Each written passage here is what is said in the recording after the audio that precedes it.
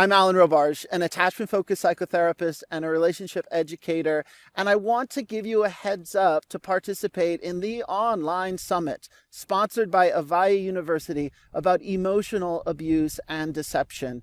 And this event is free, and it comes with a whole range of videos and lectures, and mine happens to be called Double Binds in Parent-Child Relationships, and how that brings covert emotional abuse and results in self-betrayal. Now, because this content is dense, and I know that it is a mouthful just to even talk about it, I've created 2 additional free videos that you can participate and have access to when you register and sign up for this online summit. I wanted to give you a sneak peek of these videos, so I've created a short montage to share with you what you will be getting in these additional bonus videos.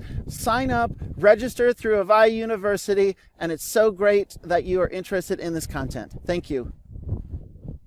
Double binds paralyze our ability to be logical because they don't make sense.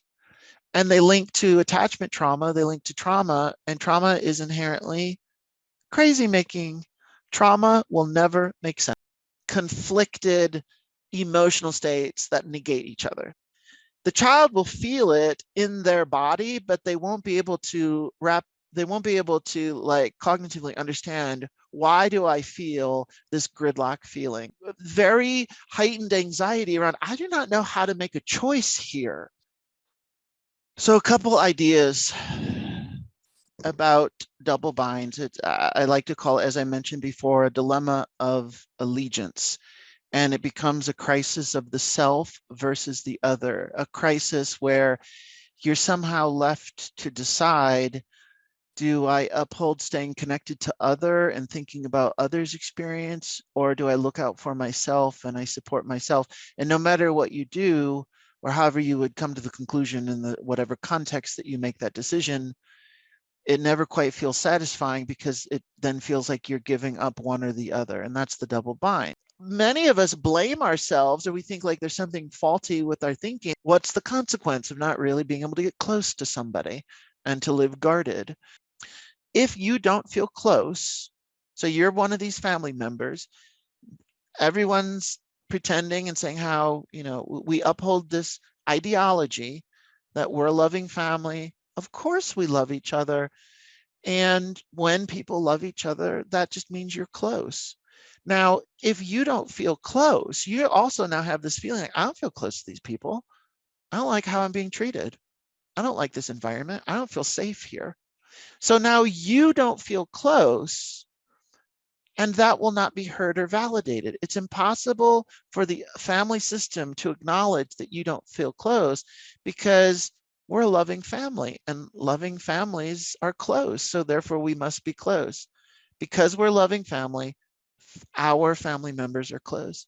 And you're going to feel totally negated. That's the double bind, to gaslight you and have you. The self-betrayal is ultimately you have to deny that you don't feel close.